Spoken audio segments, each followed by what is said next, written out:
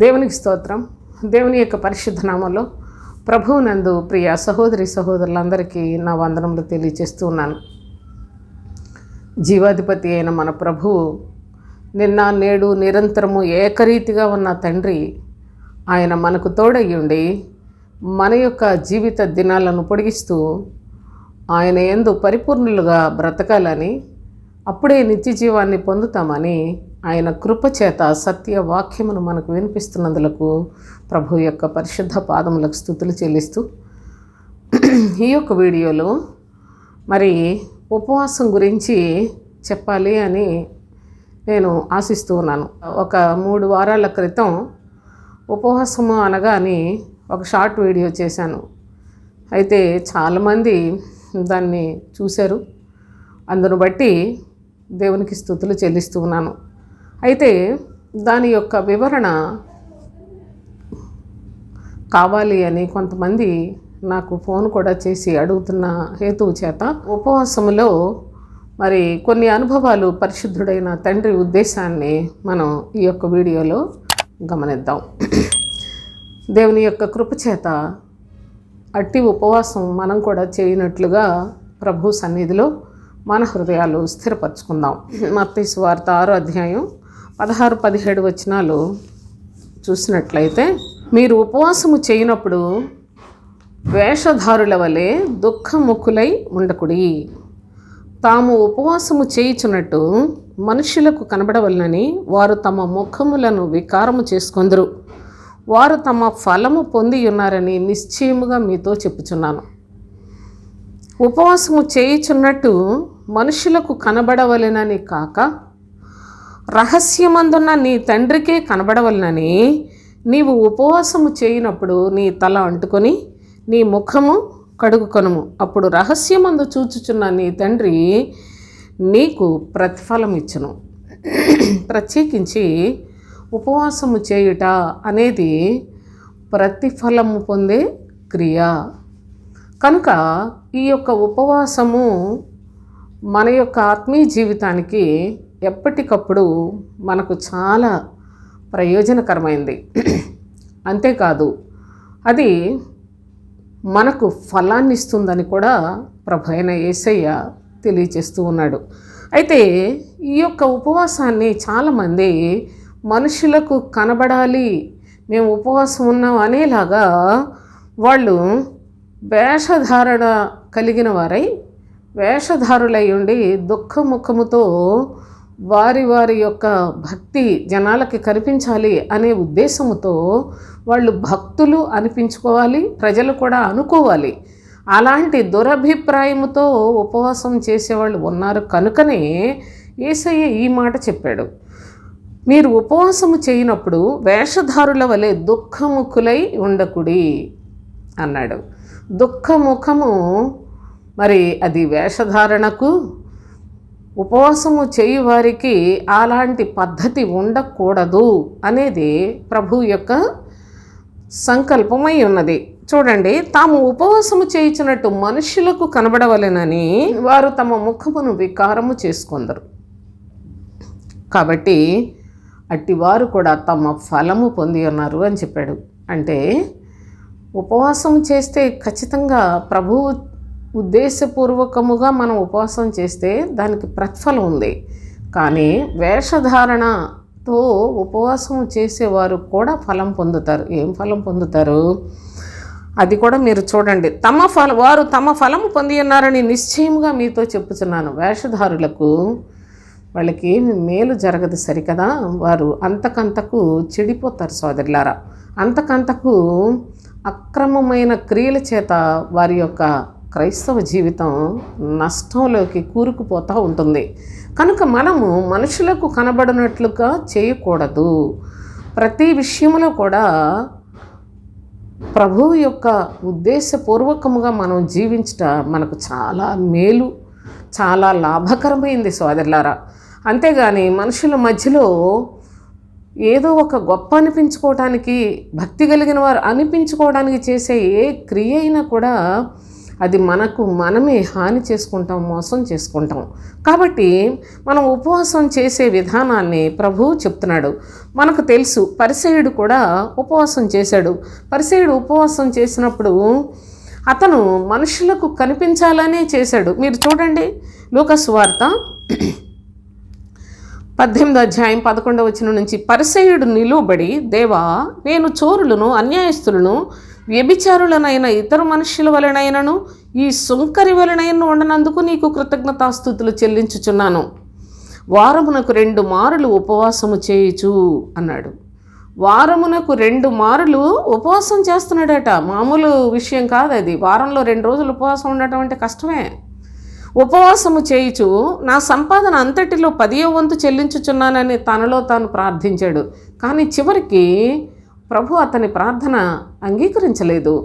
సుంకరి ప్రార్థనే విన్నాడు. కానీ పరిసయ్యుడు తాను వేషధారణతో కూడి, నేను చాలా కరెక్ట్గా ఉంటున్నాను, అంతేకాదు ప్రభువా, నా యొక్క జీవితంలో ప్రతివారం నేను 2 రోజులు ఉపవాసం ఉంటాను, 2 సార్లు ఉపవాసం చేస్తున్నాను, నా యొక్క సంపాదనలో 10వ వంతు కూడా ఇస్తున్నాను, నేను నీ దృష్టిలోను మనుషుల దృష్టిలో కూడా చాలా అర్హతలు కలిగిన వాడని అన్నట్టు తన అర్హతలన్నీ చెప్పి ప్రార్థన చేస్తూ ఉన్న పరిస్థితి మనం ఇక్కడ చూస్తాం. చివరికి ఆ యొక్క ప్రార్థన దేవుడు అంగీకరించలేదు. చూడండి, అయితే సుంకరి దూరమున నిలుచుండి ఆకాశం వైపు కనులెత్తుటకైనను ధైర్యము చాలక రొమ్ము కొట్టుకొనుచు, దేవా, పాపినైనా నన్ను కరుణించుమని పలికెను. అతని కంటే ఇతడు నీతిమంతుడుగా తీర్చబడి తన ఇంటికి వెళ్ళనని మనకు ప్రభువు తెలియచేస్తూ ఉన్నాడు.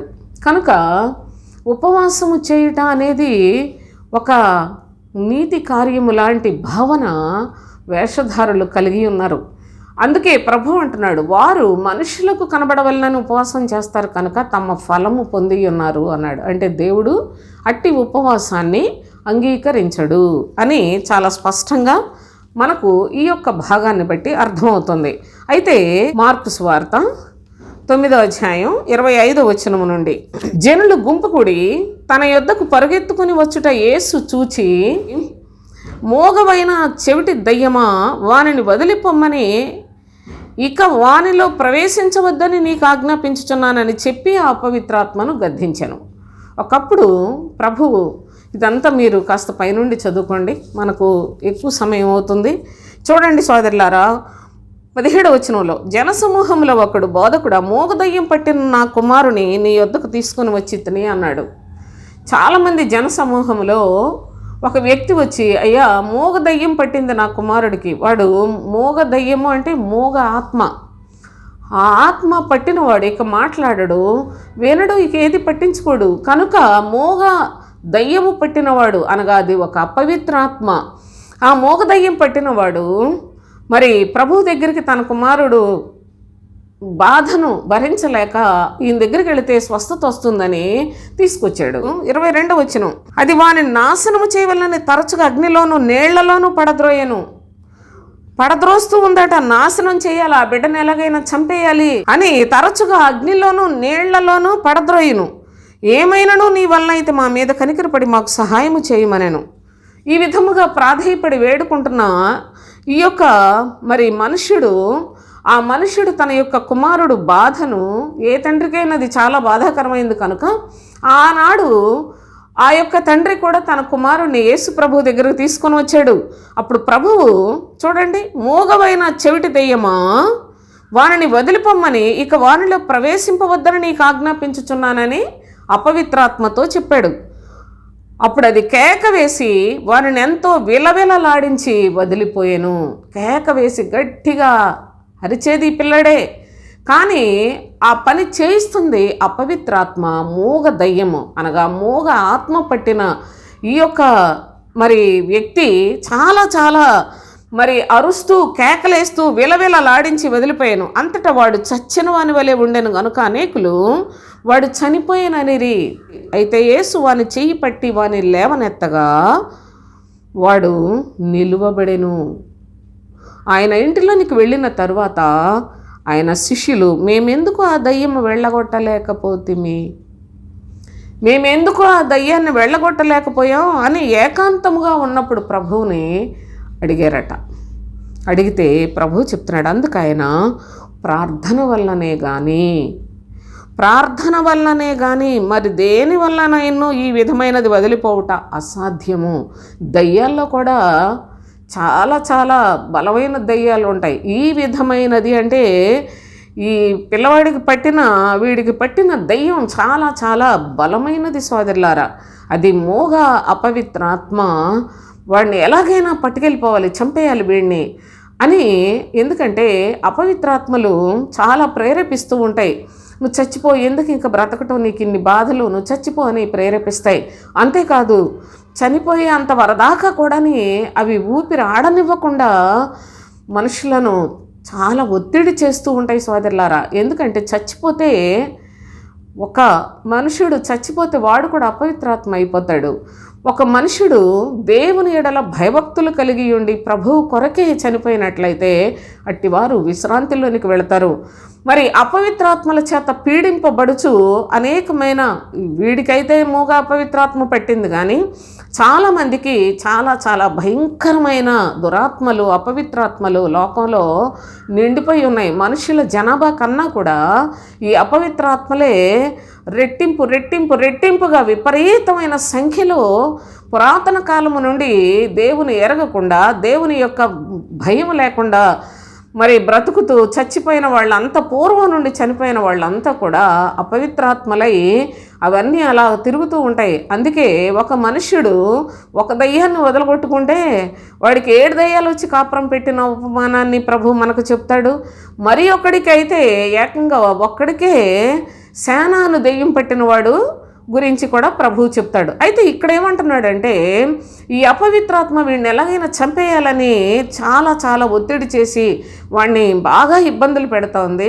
అయితే ప్రభువు వాడిని బ్రతికించినప్పుడు శిష్యులు అడుగుతున్నారు, అయ్యా మేము ఎందుకు ఈ యొక్క అపవిత్రాత్మను వెళ్ళగొట్టలేకపోయాం అని అడుగుతున్నారు. ప్రభువు చెప్తున్నాడు, ప్రార్థన వల్లనే కానీ ఇలాంటిది వదిలిపోవుట అసాధ్యమని చెప్పాడు. అనగా ప్రార్థన అని వ్రాసి క్రింద చూడండి ఏం రాశాడు, ఉపవాసము అని రాశాడు. ఉపవాసము వలననే ఇలాంటి అపవిత్రాత్మలు వదలగొట్టగలము అని చెప్తున్నాడు. అంటే యేసుక్రీస్తు ఆయన ఆ రోజు ఉపవాసం ఉండి దెయ్యాన్ని వెళ్ళగొట్టాడా? మీరు జాగ్రత్తగా ఆలోచించాలి. ఉపవాసము వలననే అని ఈ రోజున మరి ఈ మాట చూసి, లేకుంటే ప్రార్థన చేసి, లేకుంటే ఉపవాసం ఉండి దెయ్యాన్ని వెళ్ళగొడదాం అనుకుంటే అది వెళ్ళిపోతుందా? నా ప్రియ సహోదరులారా, ఎంత మాత్రము వెళ్ళదు సరికదా. వీళ్ళను కూడా తిరుగుబాటు చేసి మొత్తాన్ని చెదగొట్టేస్తుంది సాతాను. వాడి యొక్క బలము, సాతాను యొక్క అపవిత్రత, ఆ అపవిత్ర ఆత్మ కంటికి కనిపించదు, కానీ మనుషులలో విస్తారముగా పనిచేస్తూ నానా విధములైన చెత్త పనులు, అసహ్యమైన కార్యాలు, త్రాగుడులు, వ్యభిచారాలు, లేకుంటే దురాశలు, లోకాశలు, పోకిరి చేష్టలు, అసభ్యమైన వ్యభిచార కార్యకలాపాలు, ఈ లోక సంబంధమైన దుష్ట కార్యాలు, కొల్లలు సోదరులారా, తల వెంట్రుకల కన్నా విస్తారమైనవి. వీటన్నిటినీ మనుషులు చేస్తున్నారంటే వాళ్ళల్లో ఉన్న అపవిత్రాత్మలే వారిని ఆ విధముగా బానిసలుగా చేసి వాళ్ళ బ్రతుకులకు నెమ్మది లేని పరిస్థితి, సిగ్గు కూడా ఉండని పరిస్థితిలో వాళ్ళు బ్రతుకుతూ ఉన్న అనుభవాలు కూడా మనం లోకంలో చూస్తున్నాం. ఇవన్నీ జరగడానికి గల కారణము అపవిత్రాత్మలే. దేవుని యొక్క శక్తి లేకుండా వాళ్ళు చేశారు కదా, మనం కూడా చేద్దాం అనుకున్న వాళ్ళని అపవిత్రాత్మలు చాలా తిరుగుబాటు చేస్తాయి అనే సత్యాన్ని కూడా ఒక్క మాట చెప్పి మనం భాగంలోనికి మనం వెళదాం సోదరులారా. చూడండి, అపోస్తుల కార్యముల్లో 19వ అధ్యాయం 13వ వచనం చూడండి. అప్పుడు దేశ సంచారులను మాంత్రికులైన కొందరు యూదులు పౌలు ప్రకటించు యేసుతోడు మిమ్మల్ని ఉచ్చాటన చేయుచున్నానన్న మాట చెప్పి దయ్యములు పట్టిన వాని మీద ప్రభు అయిన యేసునామమును ఉచ్చరించుటకు పూనుకొనిరి. చూడండి, ఇలాంటి వారు ఏ విధమైన పరిస్థితిని ఎదుర్కొన్నారో కూడా మీరు చూడాలి. యూదుడైన స్కెవయ్యను ఒక ప్రధాన యాజకుని 7 కుమారులు అలాగూ చేయుచుండిరి. యేసునామంలో దయ్యాలు వెళ్ళిపోతున్నాయి కాబట్టి వెళ్ళకూడదాం అనుకొని ఈ యొక్క మాంత్రికులైన యూదులు కొంతమంది ఆ విధముగా యేసునామమును ఉచ్చరించటానికి పూనుకున్నారట. అందుకు ఆ దయ్యము, నేను యేసును గుర్తెరుగుదును, పౌలును కూడా ఎరుగుదును. గాని మీరెవరని అడుగగా ఆ దయ్యం పట్టినవాడు ఎగిరి వారి మీద పడి వారిని ఇద్దరిని లొంగదీసి గెలిచినందుచేత వారు దిగంబరులై గాయం తగిలి ఆ ఇంటి నుండి పారిపోయిరి. ఇలాంటి భయంకరమైన కార్యాలు కూడా జరుగుతాయి. ఎవడు పడితే వాడు ఏదో మనుషుల్ని, ఈ రోజుల్లో చూస్తున్నాం, మనుషుల్ని ఆసరాగా చేసుకొని వాళ్ళని ఏదో ఒక రకంగా మేము అపవిత్రాత్మలు వెళ్ళగొడుతున్నామని, యేసుప్రభు వెళ్ళగొట్టాడు మేము కూడా వెళ్ళగొడుతున్నామని చెప్పుకుంటున్న అనేక మంది అసభ్యకరమైన క్రియలు చేస్తున్నారు. వాళ్ళు దేవుని కార్యాలు కాదు సోదరులారా చేసేది, వాళ్ళు ప్రభువు నామానికి అవమానకరమైన పనిని చేయించిన వారిని కూడా ఈ రోజుల్లో చాలా పెద్ద బోధకుల్లాగా చలామణి అయిపోతున్న దుర్మార్గులైన వారిని కూడా మనం చూస్తూ ఉన్నాం. అయితే సరే, మన యొక్క అనుభవంలోనికి మనం ఉపవాసము గురించి, ఈ దయ్యాలు వెళ్ళగొట్టే కార్యక్రమము కూడా మనం ఈ సందర్భంగా చూసాం. గమనించండి, ప్రభువు చెప్తున్నాడు ఉపవాసము వల్లనే కానీ లేక ప్రార్థన అని మనకి ఇక్కడ వ్రాయబడిన లేఖనాన్ని ఆధారం చేసుకొని అంత సామాన్యంగా ఇలాంటి దయ్యాలు వెళ్ళగొట్టడం సాధ్యం కాదు అని యేసయ్య తన శిష్యులకు చెప్పినట్లుగా చూస్తున్నాం. కనుక ఈ యొక్క ఉపవాసము ఉంటే అపవిత్రాత్మలు వెళ్ళిపోతాయా? సరే, వెళ్ళిపోతుంది. ప్రభువు వెళ్ళగొట్టాడు. ప్రభు అయిన యేసుక్రీస్తు ఆయన ఈ వ్యక్తిని మరి బ్రతికించినట్లుగా చూస్తున్నాం. దయ్యాన్ని వెళ్ళగొట్టాడు. చచ్చిన వాని వలె పడి ఉన్న వాడిని చూసి ప్రభువు వాడిని మళ్ళీ చేపట్టుకొని లేపి బ్రతికించినట్లుగా చూస్తున్నాం. కనుక మరి ప్రభువు తన శక్తి వలన జరిగిన ఈ యొక్క కార్యం ఆయన ఎందుకు ఉపవాసము వల్లనే కానీ ఇలాంటిది వదిలిపోవట సాధ్యం కాదు అని చెప్తున్నాడు అంటే, ఉపవాసము వలన అపవిత్రాత్మలు వెళ్ళిపోతాయి. మనకు తెలుసు సోదరులారా, ప్రభు అయిన యేసుక్రీస్తు కూడా 40 దినములు ఉపవాసము చేశాడు. మత్తయి సువార్త 4వ అధ్యాయం. అప్పుడు యేసు అపవాది చేత శోధింపబడుటకు ఆత్మ వలన అరణ్యమునకు కొనిపోబడెను. 40 దినములు 40 రాత్రులు ఉపవాసముండిన పిమ్మట 40 దినములు 40 రాత్రులు ఉపవాసముండిన పిమ్మట ఆయన ఆకలి కొనగా అని చెప్పాడు. ప్రభు 40 దినాలు ఉపవాసం చేశాడు, రాత్రింబగళ్ళు.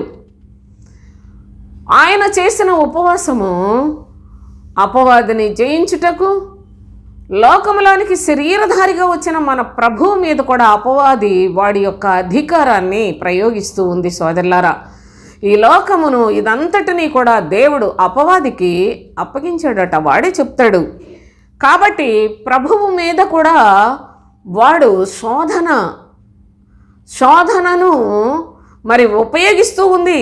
కనుక ప్రభు 40 దినాలు ఉపవాసం ఉండి ఆయన ఆకలి కొని ఉన్నప్పుడు ఆయన్ను శోధించటకు అపవాది చాలా చాలా విధాలుగా శోధించింది. మీకు తెలుసు, నేను మరలా చెప్పటం వల్ల మనకు మరి ఎక్కువ టైం తీసుకుంటుంది. కనుక దేవుని యొక్క ప్రియకుమారుడైన యేసుక్రీస్తు కూడా ఆయన ఉపవాసం ఉండి అపవాదిని జయించాడు. అంతేకాదు, సిలువ మరణము పొందుటకు ఆయన ఆ యొక్క సిలువలో సర్వలోక పాప భారాన్ని భరించుటకు ఆయన పరలోకములో నుండి దిగి వచ్చిన దేవుని కుమారుడు అయినప్పటికీ లోకములో మనకు మాదిరి చూపించే విధానంలో సమస్తాన్ని జయించుటకు ఉపవాసము యొక్క శక్తిని మనము కూడా సంపాదించుకోవాలి అనే అనుభవాన్ని చెప్పాడు. అంతేగాని జనాలందరూ ఉపవాస ప్రార్థనలు అని చెప్పేసి చాలా చాలా మోసపోతున్నారు. అసలు ఉపవాస పండుగలు ఎవరండి ఉపవాసాలు చేసేసి దేవుని యొక్క శక్తిని పొంది అపవిత్రాత్మల మీద అధికారం పొంది శరీర సుఖాలు శరీర భోగముల మీద విజయం పొంది సాతాన్ను జయించి పరలోకానికి సిద్ధపరిచే సంఘాలు ఎక్కడున్నాయి సోదరులారా? ఇవంతా కూడాను ప్రజలను ఏదో ఒక రకంగా వారి చుట్టూ త్రిప్పుకోవడానికి మభ్యపెట్టే కార్యకలాపాలే. కానీ అసలు ఉపవాసం అంటే ఎంతమందికి తెలుసు? ఎందరికీ తెలుసు? ఈ యొక్క అనుభవాన్ని మనం లేఖనాల్లో మన తండ్రి ఏమి తెలియచేస్తూ ఉన్నాడో దయచేసి మనం జ్ఞాపకం చేసుకుందాం.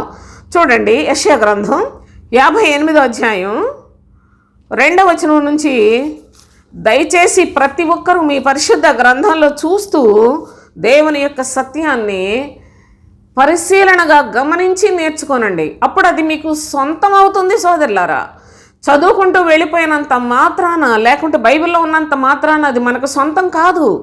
జాగ్రత్తగా మనస్సు పెట్టి అసలు ఉపవాసం ఏంటి, ప్రభు ఎందుకు ఉపవాసం గురించి ఇంతగా రాశాడు అనే విషయాన్ని ఆయన వ్రాసిన లేఖనములలో నుండి మనం చదువుకుంటున్నాం కనుక నిశ్చయముగా ఇది మనము అనుసరించవలసిన ఉపవాసమే. జాగ్రత్తగా చూడండి, యెషయా గ్రంథం 58వ అధ్యాయం 2వ వచనం నుంచి, తమ దేవుని న్యాయ విధిని విడువక నీతిని అనుసరించువారైనట్టు. చూడండి లేఖనాలు ఎలా వ్రాస్తూ ఉన్నాడో. నీతిని అనుసరించువారైనట్టు అనుదినము వారు నా యొద్ద విచారణ చేయుచు నా మార్గములను తెలుసుకున్న ఇచ్చ కనబరచుదురు. తమకు న్యాయమైన తీర్పులు తీర్చవలనని వారు అడుగుదురు. దేవుడు తమకు ప్రత్యక్షుడు కావాలనని ఇచ్చయింతురు. దేవుని యొక్క ప్రజలు ప్రభు సన్నిధిలో చక్కగా దేవుని యందు భయభక్తులు కలిగిన వారి వలె కనిపిస్తారు. దేవుని యొక్క న్యాయ విధులను అనుసరించినట్టు, నీతిని అనుసరించినట్లుగా కనిపిస్తారు. చర్చికి వెళ్ళి దేవుని యొక్క భయభక్తులు కలిగి జీవిస్తూ ఉన్నట్లుగా బైబిళ్ళు పట్టుకొని చాలా చాలా భక్తి కలిగిన వారిలాగే ఉంటారు. అనుదినము నా యొద్ద విచారణ చేయుదురు. నా మార్గములను తెలుసుకోవాలని చాలా ఇష్టంగా బ్రతికినట్లుగానే బ్రతుకుతారు. తమకు న్యాయము జరగాలని కోరుకుంటారు. తమ దేవుడు ప్రత్యక్షుడు కావాలనని ఇచ్చగించుదురు. మేము ఉపవాసం ఉండగా, 3వ వచనం, మేము ఉపవాసం ఉండగా నీవెందుకు చూడవు, మేము మా ప్రాణములను ఆయాసపరచుకొనగా నీవెందుకు లక్ష్య పెట్టవు అని అందురు. మేము ఉపవాసం ఉంటున్నాం ప్రభువా, నువ్వేంటి మా వైపు చూడవు, మా ప్రాణాలను ఎందుకు నీవు లక్ష్య పెట్టట్లేదు, మేము చాలా ఆయాసపరుచుకుంటున్నావు, మా ప్రార్థనను నువ్వు ఎందుకు వింటలేదు అని అడుగుతారు. మీ ఉపవాస దినమున మీరు మీ వ్యాపారము చేయుదురు, మీ పనివారి చేత కఠినమైన పని చేయించుదురు అన్నాడు. మేము ఇంతగా మా ప్రాణాన్ని ఆయాసపరుచుకుంటున్నాం, నీ సన్నిధిలో చాలా జాగ్రత్తగా భయభక్తులు కలిగి బ్రతుకుతున్నాం, మరి ఎందుకు ప్రభువా మేము ఉపవాసం ఉంటే నువ్వు లక్ష్య పెట్టడం లేదు? మా ప్రాణాలు చాలా చాలా ఉపవాసం ఉండడం అంటే ఆ రోజంతా మరి ఏమీ తినకుండా ఉండడం వల్ల మరి ఆయాసపరుచుకునే పద్ధతే కదా అది, అయినా నువ్వెందుకు చూడలేదు అని ప్రభువుని అడుగుతున్నారట. కానీ వీళ్ళు దేవుని యొక్క సన్నిధికి ఎలాంటి హృదయముతోటి వస్తున్నారో కూడా మొదటి వచనంలోనే చెప్తాడు. వారు చేసిన తిరుగుబాటులు నా జనులకు తెలియచేయము. తిరుగుబాటు చేస్తూ ఉన్నారయ్యా ఈ ప్రజలు. తర్వాత ఏమన్నాడంటే, యాకోబు ఇంటి వారికి వారి పాపములను తెలియజేయం. వారిలో పాపం ఉంది, తిరుగుబాటు చేస్తారు, కానీ మళ్ళీ నా సన్నిధికి వచ్చి, యాకోబు సంతతి వారంటే ఎవరో కాదు, ఈనాడు దేవుని నమ్ముకున్న ప్రజలందరూ యాకోబు సంతతి వారే. కనుక వీళ్ళందరూ తిరుగుబాటు చేస్తారు, పాపం చేస్తారు, నా సన్నిధికి వచ్చి నువ్వెందుకు ప్రభువా మరి మా యొక్క ప్రార్థన ఆలకించట్లేదు, మేము ఉపవాసం ఉంటే చూడలేదు అని చెప్పి నా మీద పెద్దగా ఏదో భక్తుల్లాగా గోల చేస్తున్నారయ్యా. ఏంటి వీళ్ళు చేసే పనులు చూడండి. మేము ఉపవాసం ఉండగా నీవెందుకు చూడవు, మేము మా ప్రాణములను ఆయాసపరుచుకొనగా నీవెందుకు లక్ష్య పెట్టవు అని అందరూ. మీ ఉపవాస దినమున మీరు మీ వ్యాపారము చేయుదురు. మీ వ్యాపారం చేస్తారు, మీ పనివారి చేత కఠినమైన పని చేయించుకొందురు. మీరు కలహపడుచు వివాదము చేయుచు అన్యాయముగా గుద్దులాడుచు ఉపవాసముందురు. మీ గొడవల మామూలే, మీ కలహాల మామూలే, మీరు ఒకళ్ళనొకళ్ళు తిట్టుకోవడం, అంతేకాదు ఒకరి మీద ఒకరికి వేరు వేరు విభిన్నమైన మనస్తత్వాలు కలిగి ఉండి దేవుని యొక్క మాట ప్రకారముగా జీవించకుండా మీ ఇష్ట ప్రకారముగా జీవిస్తూ మీకు తోచినట్లుగా బ్రతుకుతూ అన్నీ మీ చెడు కార్యములు, మీ పాపపు కార్యములు, మీ తిరుగుబాటు కార్యములు అన్నీ చేస్తూనే ఉపవాసం ఉంటారు. మీ కంఠధ్వని పరమును వినబడినట్లుగా మీరు ఇప్పుడు ఉపవాసం ఉండరు. నిజముగా ఉపవాసం ఉంటే మీరు ఇక్కడ ప్రార్థన చేస్తే పరలోకమందున్న తండ్రి నేనున్నానని ఆలకిస్తాడండి. నిజముగా ప్రభువు చెప్పినట్లుగా ఉపవాసం చేస్తే ప్రభు వెంటనే ఆలకిస్తాడండి. అందుకే మీ కంఠధ్వని పరమున వినబడినట్లుగా మీరిప్పుడు ఉపవాసం ఉండరు. అట్టి ఉపవాసము నాకు అనుకూలమా అన్నాడు ప్రభు. దేవునికి అనుకూలమైన ఉపవాసము చేస్తే నిజముగా మీ యొక్క కంఠ స్వరము ప్రభువు దగ్గరికి చేరుతుంది. మీరు తండ్రి అని పిలవగానే ఆయన నేనున్నాననేలాగా మీకు జవాబిస్తాడు సోదరులారా. కానీ దేవునికి అనుకూలమైన ఉపవాసము చేయరు. ఎవరి ఇష్టం వచ్చిన పనులు వాళ్ళు చేసుకుంటూ, ఎవరి వ్యాపారాలు వాళ్ళు చేస్తారు, ఎవరు మరి క్రియలు వాళ్ళు చేసుకుంటారు, పనివారి చేత కష్టమైన పనులు చేయిస్తూ ఉంటారు. అంతేకాకుండా గుద్దులాడుకుంటూ, గొడవలాడుకుంటూ, తిట్టుకుంటూ, ఒకరి మీద ఒకరికి వ్యసన పడుతూ, కోపాలతోటి ఒకరి మీద ఒకరు రేపుకుంటూ, ఎంత వివరంగా చెప్పాడో చూడండి. కలహపడుచు, వివాదము చేయుచు, అన్యాయముగా గుద్దులాడుచు ఉపవాసం ఉంటారు. ఇలాంటి క్రియలు చేస్తున్న మీ ఉపవాసం నేను ఎలా చూస్తాను? మీరు చేసే ప్రార్థన నేను ఎలా వింటాను అని అడుగుతున్నాడు ప్రభు అయిన తండ్రి. అంతేకాకుండా ఇట్టి ఉపవాసం నాకు అనుకూలమా అని, మరి అనుకూలమైన ఉపవాసం చేస్తేనే ప్రభువు సన్నిధికి మన మొర చేరుతుందట సోదరులారా. తర్వాత ఏం చెప్పాడు? 5వ వచనం చూడండి. అట్టి ఉపవాసము నాకు అనుకూలమా? మనుష్యుడు తన ప్రాణమును బాధపరచుకొనవలసిన దినము అట్టిదేనా? ఉపవాసం ఉంటే ప్రభువు నిజంగా కనికరిస్తాడు. మనుష్యుడు తన ప్రాణాన్ని బాధపరచుకొనుటయే ఉపవాసం అంటే. కానీ ఇన్ని కార్యాలు చేస్తూ మీరు ఉపవాసం ఉండటానికి ఇది మీకు ప్రయోజనం ఏముంటుంది? మీరు మీ ప్రాణాన్ని బాధపరుచుకున్నప్పటికీ కూడా మీకేమీ లాభం లేదని చెప్తున్నాడు. చూడండి, ఒకడు జమ్ము వలె తల వంచుకొని, గోనెపట్ట కట్టుకొని, బూడిద పరుచుకొని కూర్చుండటం ఉపవాసమా? ఏటి మీలో మీరేమో మళ్ళీ ప్రార్థన చేస్తున్నాం అనుకొని కూర్చొని చేసే పనులన్నీ మామూలుగా చేస్తారు, అన్నీ ప్రభువుకి వ్యతిరేకమైన పనులే చేస్తారు. కానీ కూర్చొని ప్రార్థన చేసి తల ఉంచుకొని ఏదో తండ్రి ప్రభువా నీవు నా మొర ఆలకించు అని నాకు మొర పెడతారు. మీరేదో బూడిదలో పరుచుకొని కూర్చుండుట నాకు ఉపవాసమా? అట్టి ఉపవాసం యెహోవాకు ప్రీతికరమని మీరు అనుకొందురా?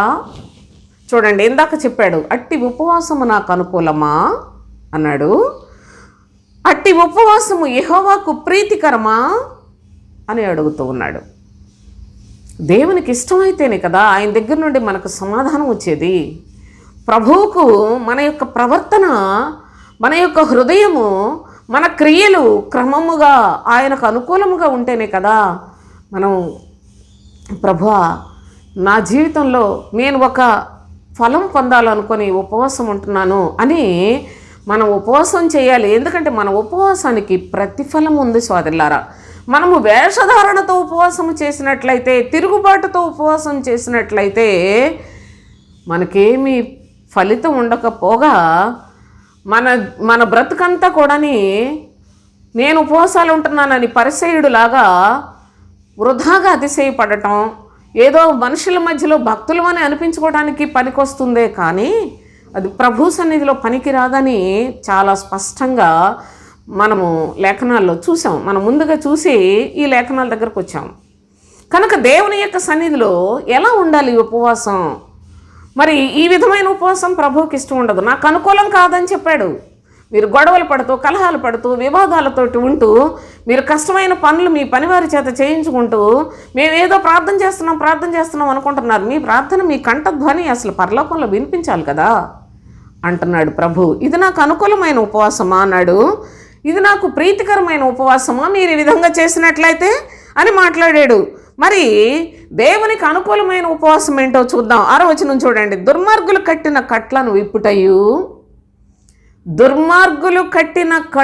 విప్పుటయు, కాడి మాను మోకులు తీయుటయు, బాధింపబడిన వారిని విడిపించుటయు, ప్రతి కాడిని విరగగొట్టుటయు నేను ఏర్పరచుకున్న ఉపవాసము కదా. జాగ్రత్తగా చూడండి, ప్రభువు ఏర్పరచుకున్న ఉపవాసం ఏంటి? ప్రభువు ఏర్పరచుకున్న ఉపవాసం ఏంటి? అందరూ ప్రభువుకి అనుకూలము కాని ఉపవాసం చేస్తున్నారు, ప్రభువుకి ఇష్టము కాని ఉపవాసం చేస్తున్నారట. అయితే ప్రభువుకి ఇష్టమైన ఉపవాసం ఎలా చేయాలి? ప్రభువు ఏర్పరచుకున్న ఉపవాసము అంటే ఆయన ఎలాగ ప్రజలు ఉపవాసం ఉండాలని తెలియచేస్తున్నాడు. ఎవరు ఉపవాసం ఉంటే దేవుడు సంతోషిస్తాడు, ఎవరు ఉపవాసం ఉంటే వారి యొక్క ప్రార్థన ఆలకిస్తాడు అనే విషయాన్ని మనం చూసినట్లయితే, దుర్మార్గులు కట్టిన కట్లను విప్పుటయు, కాడి మాను మోకులు తీయుటయు. చాలా విలువైన అనుభవాలు ఇవి.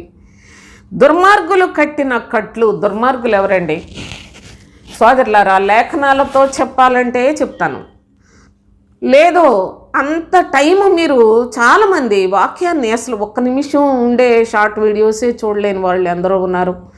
ఇప్పుడు కొంచెం ఎక్కువైతే అవే చూడలేకపోతున్నారు.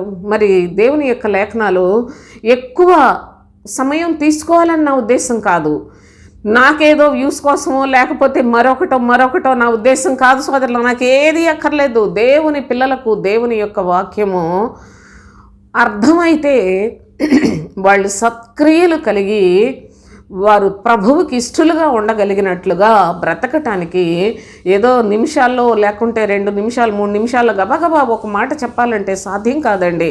కొంత సమయం పడుతుంది సోదరులారా. ఒక పేర చదువుకోవాలంటే కొంచెం టైం పడుతుంది. ఒక ముక్క చూస్తే పరిశుద్ధ గ్రంథం అర్థం కాదు. దేవుని యొక్క లేఖనాలు ఆది కాండం నుంచి ప్రకటన గ్రంథం వరకు కూడా అన్నీ ఒకదానికి ఒకటి అనుసంధానమై ఉంటాయి. కనుక దేవుని యొక్క లేఖనాలలో విస్తారముగా అనుభవాన్ని సంపాదించుకొని నేను ప్రభు యొక్క పనిలోనికి, ప్రభు యొక్క సేవలోనికి నేను 40 సంవత్సరముల రమారమి 40 సంవత్సరాల అనుభవాన్ని నేను నా తండ్రి కృప ద్వారా సంపాదించుకున్నాను. ఏదో ఏళ్లకు చాలామంది చెప్తున్నారు మేము అప్పటి నుంచి పాస్టర్లు. నాకు ఇలాంటి దరిద్రం నా దగ్గర పనిచేయదు సోదరులారా.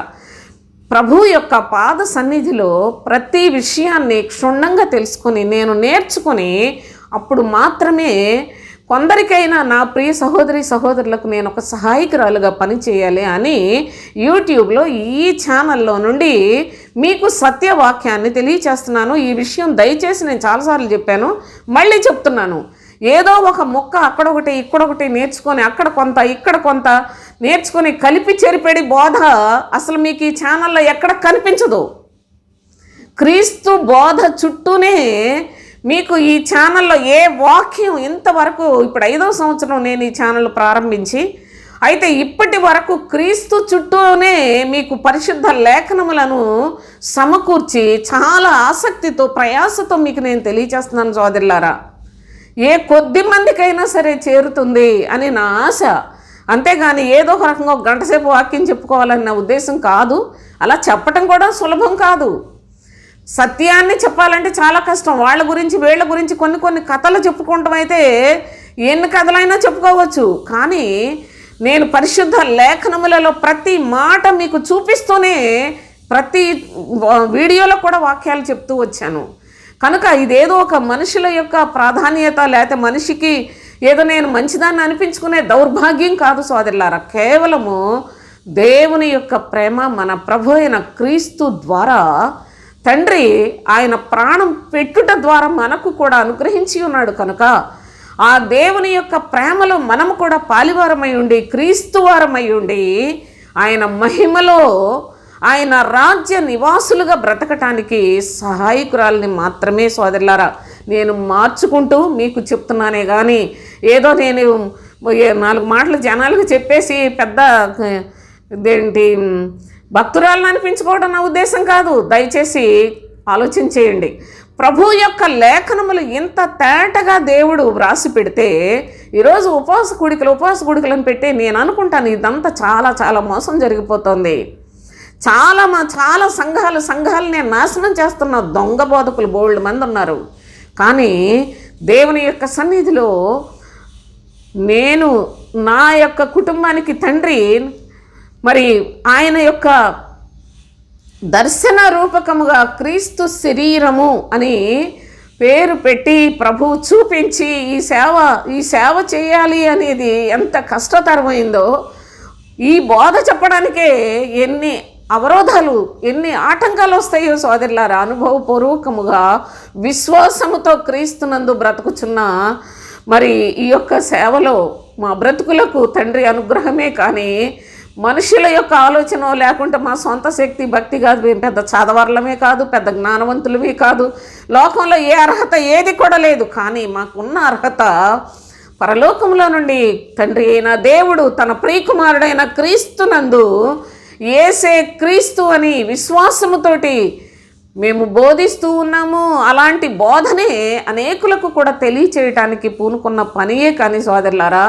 ఇది లేకుంటే ఇది ఏదో శరీర సంబంధమైన లాభం కోసమో లేకుంటే శరీర సంబంధమైన గొప్పల కోసమో చేసే పని కాదు అని దయచేసి ప్రతి వారు కూడా హృదయంలో నమ్మి ఈ లేఖనాలు గమనించండి. అయితే ప్రభు ఏమని చెప్తున్నాడు? దుర్మార్గులు కట్టిన కట్లను విప్పుటయు.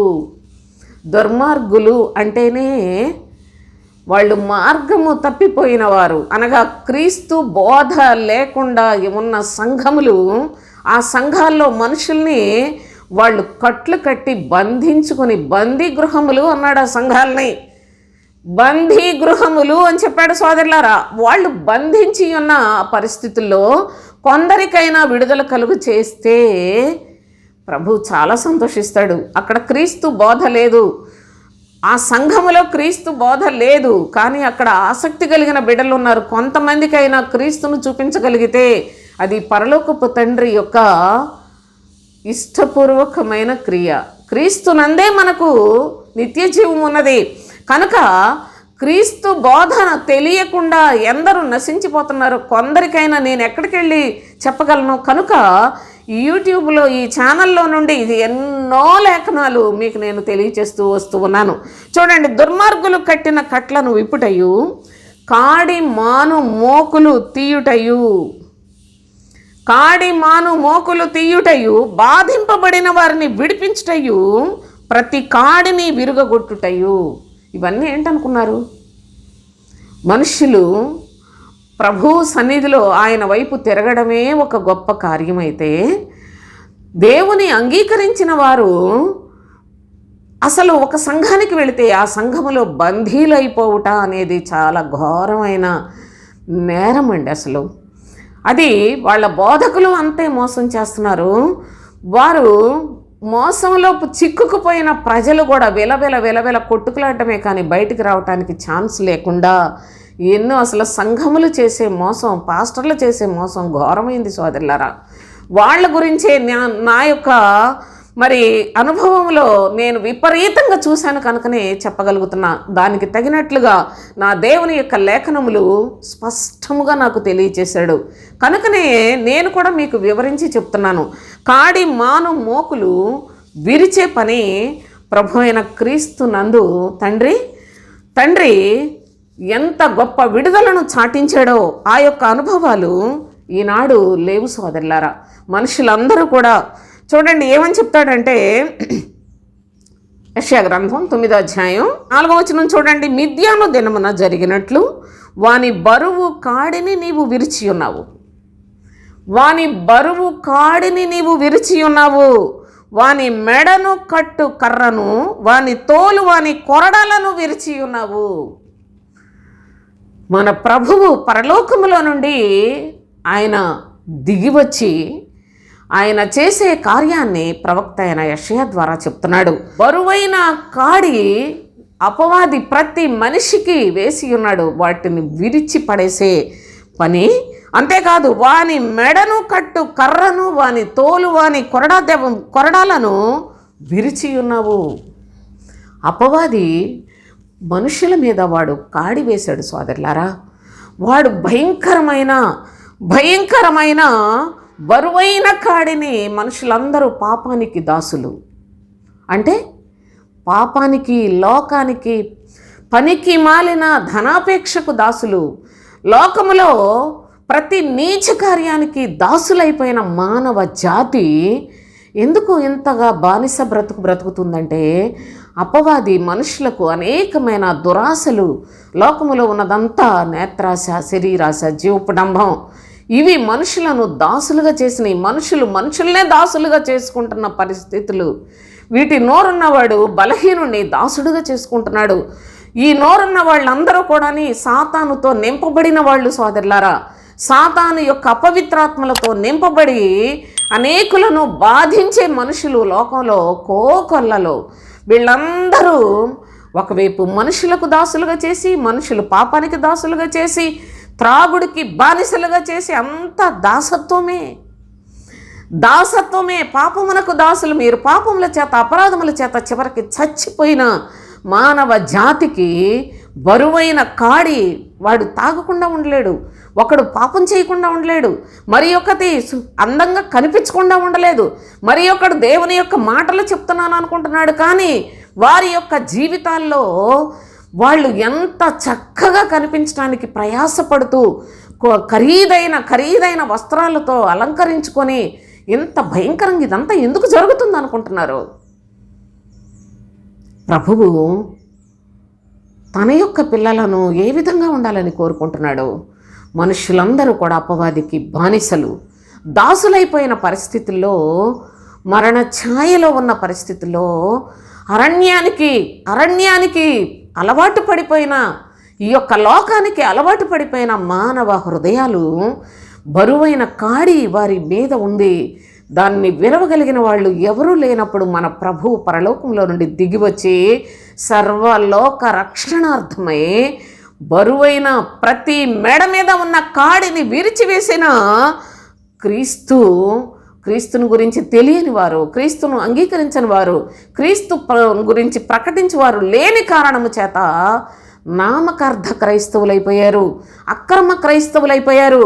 వేషధారులైన బోధకుల యొక్క ఒరవడిలో వీళ్ళందరూ కూడా కొట్టుకుపోతున్నారు. అందుకే ప్రభు అంటున్నాడు, ఇదొక భయంకరమైన భక్తిహీనుల సముద్రము అని. ఎంత భక్తిహీనత నిండిపోయింది. కానీ దేవుని యొక్క కుమారుని యందు విశ్వాసం ఉంచువారు ఎక్కడున్నారండి అసలు? కనుక చూడండి, వాని బరువు కాడిని నీవు విరిచి ఉన్నావు. వాడు బరువైన కాడిని మనుషులందరి మీద వేస్తే దానిని విరిచి ఉన్నావు. వాని మెడను కట్టు కర్రను, వాని తోలు, వాని కొరడాలను విరిచి ఉన్నావు.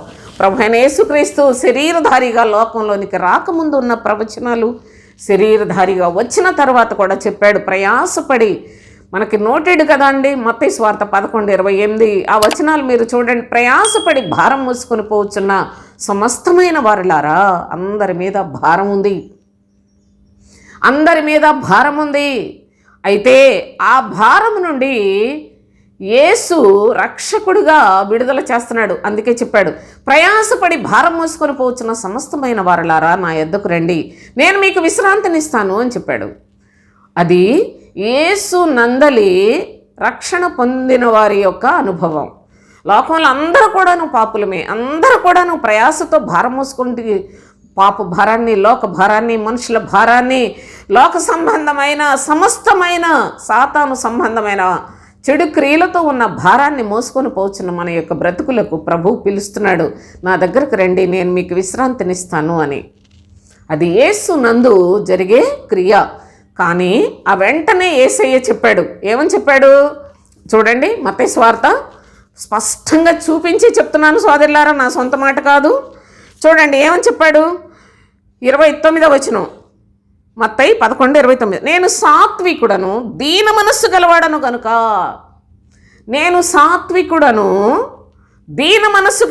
గనుక, మీ మీద నా కాడి ఎత్తుకొని నా యొద్ద నేర్చుకొనుడి, అప్పుడు మీ ప్రాణములకు విశ్రాంతి అని చెప్పాడు. ముందు ఆయన విశ్రాంతి గురించే చెప్పాడు. ఇక అదే కరెక్ట్గా, ఇక అదే సంపూర్ణమైన భక్తి అయితే రెండోది చెప్పాల్సిన అవసరం లేదు సోదరులారా. ప్రయాసపడి భారం మోసుకొని పోవచ్చున్న వారులారా, సమస్త జనులారా నా యొద్దకు రండి, నేను మీకేమిస్తాను అన్నాడు, విశ్రాంతినిస్తాను అని చెప్పాడు. విశ్రాంతి మాత్రమే. విశ్రాంతి అనగా పాపం నుంచి విడుదల, లోకం నుంచి విడుదల, దయ్యాల నుంచి విడుదల, అపవిత్రాత్మల నుంచి విడుదల, లేకపోయినట్లయితే ప్రతి విధమైన లోక సంబంధమైన పాపపు కార్యకలాపాల నుంచి విడుదల ఇస్తాడు యేసు.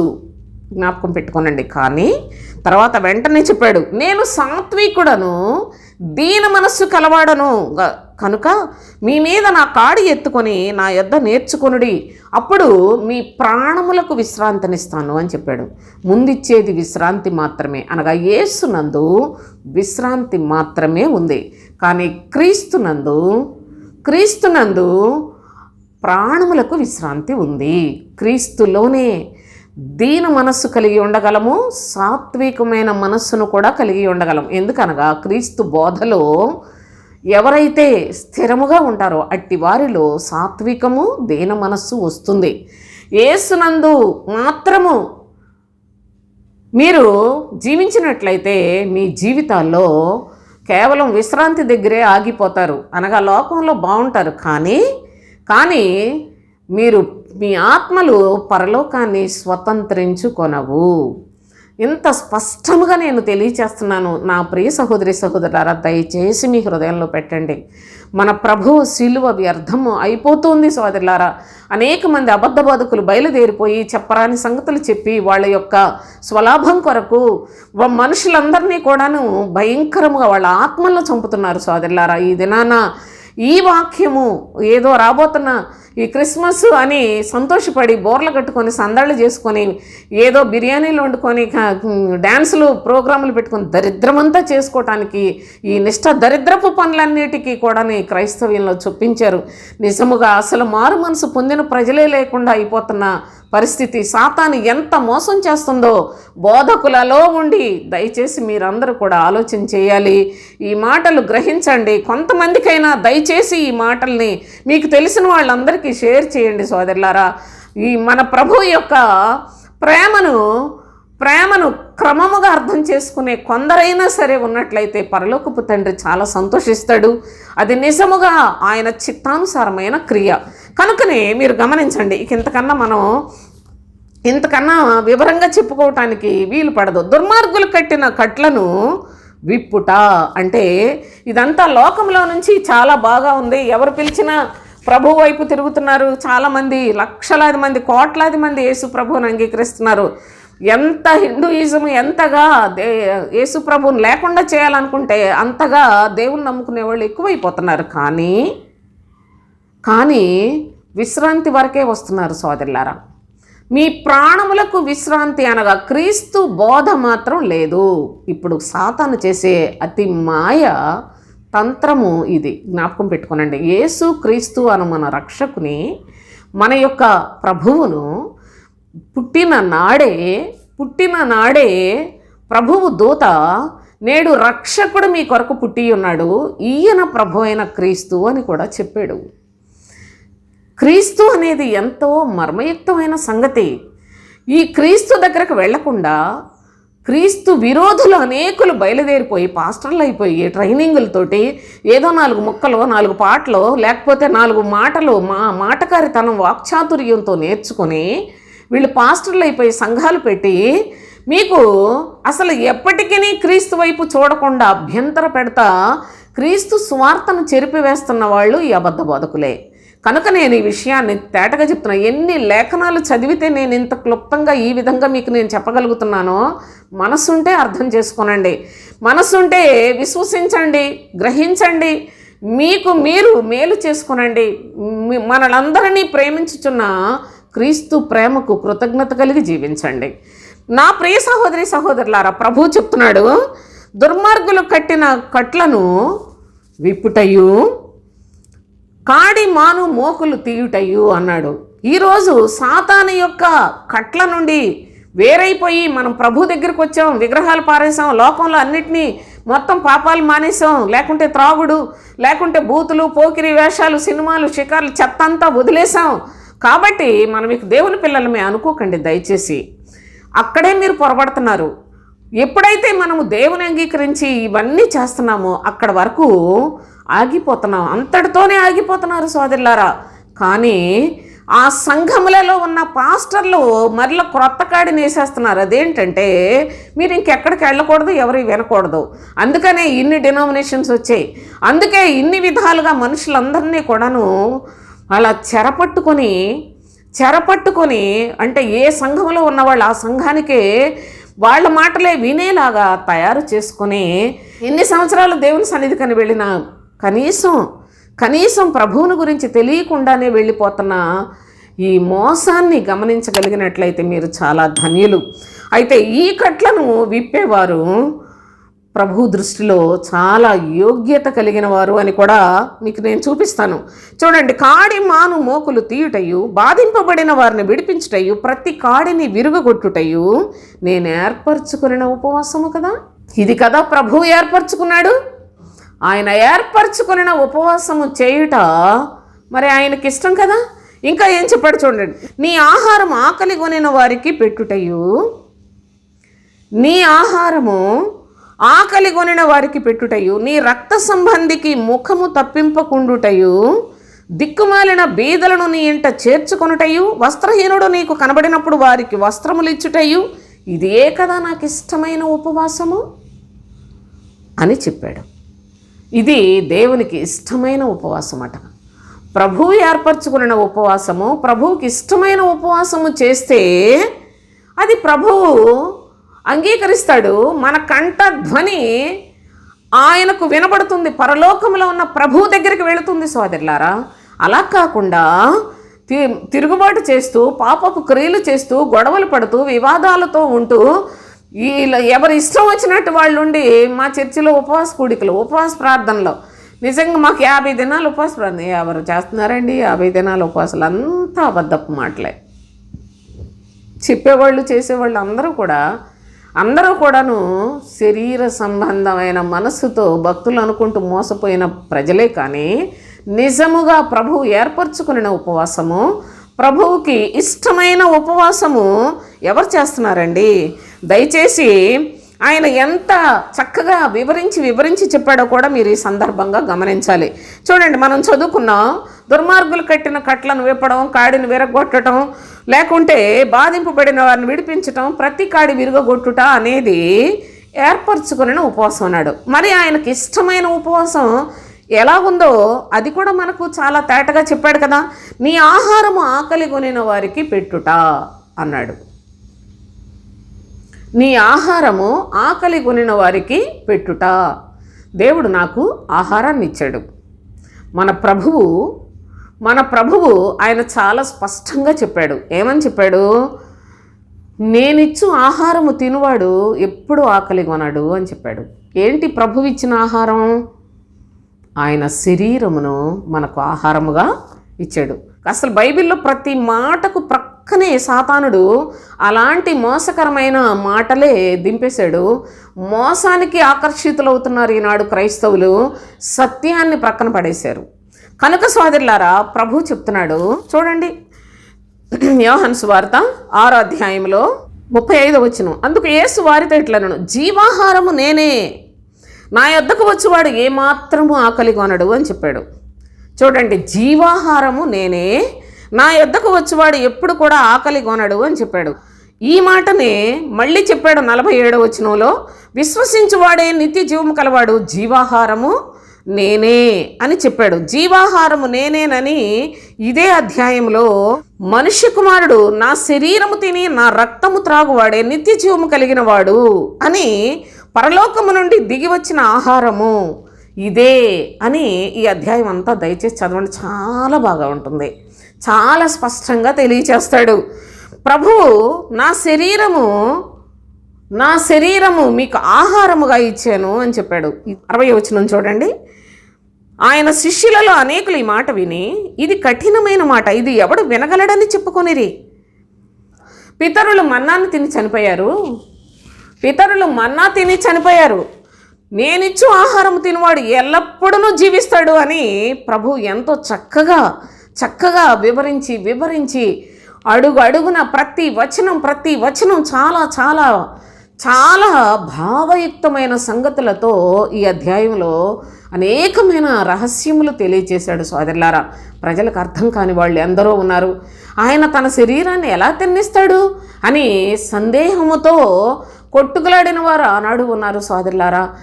అయితే దేవుని యొక్క కృప పొంది ఆయన యందు విశ్వాసం ఉంచిన వారికట ఆయన శరీరము జీవాహారమై ఉన్నది సోదరులారా.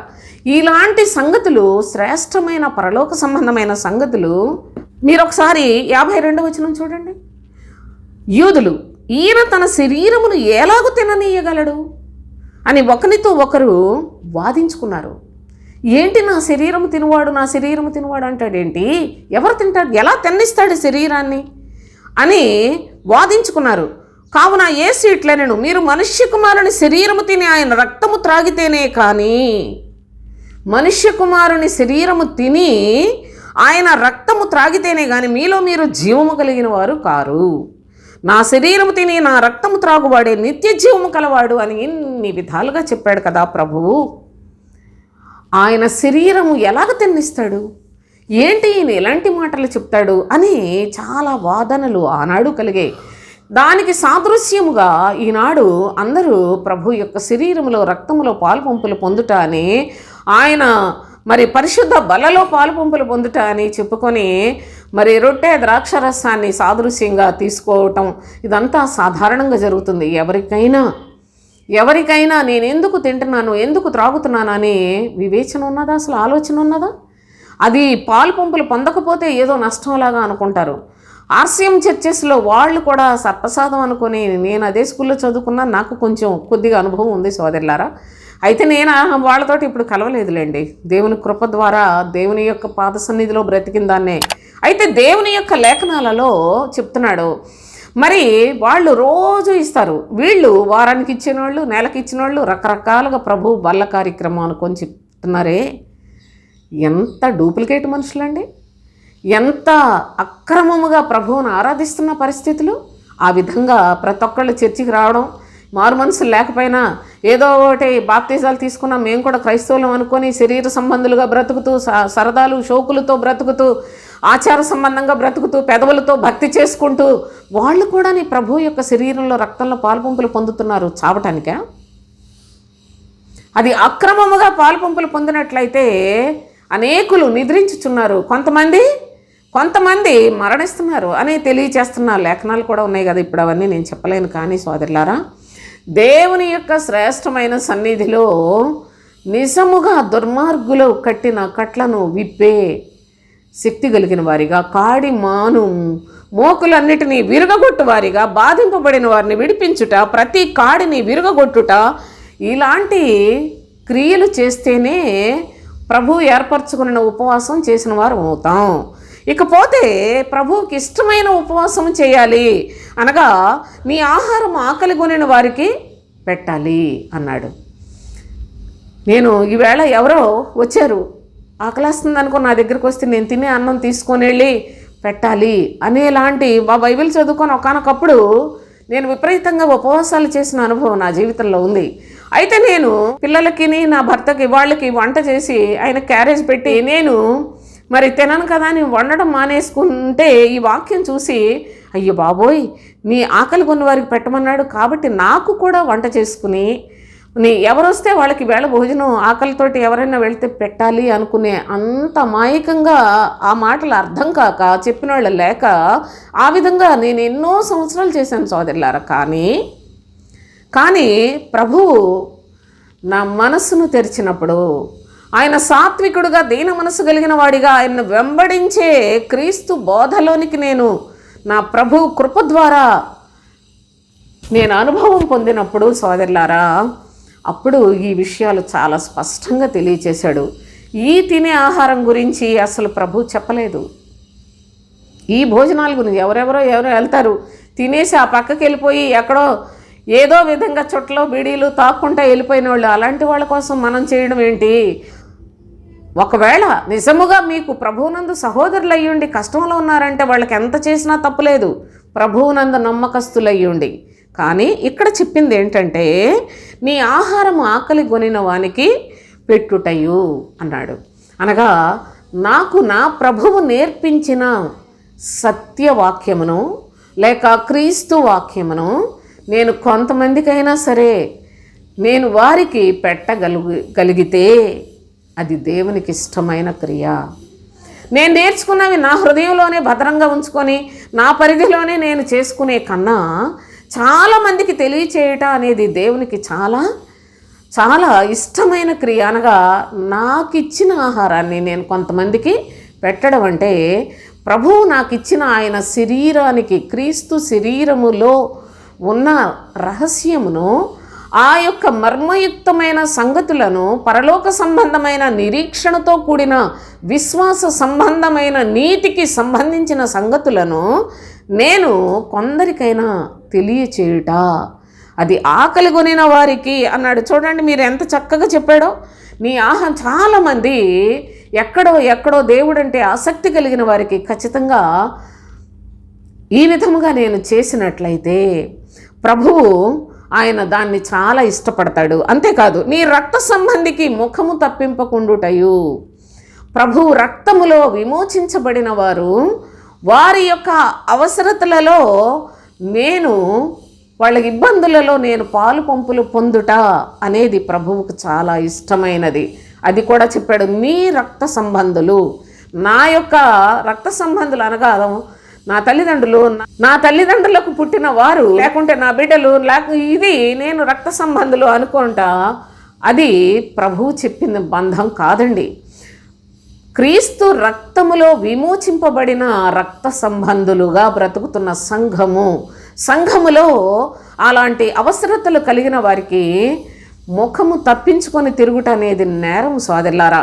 నీ రక్త సంబంధికి ముఖము తప్పింపకుండుటయు, చూసారా, వాళ్ళ అవసరతలలో నేను కూడా పాలుపంపులు పొందాలి. అది ప్రభువుకి ఇష్టమైన క్రియ. దిక్కుమాలిన బీదలను నీ ఇంట చేర్చుకొనుటయు.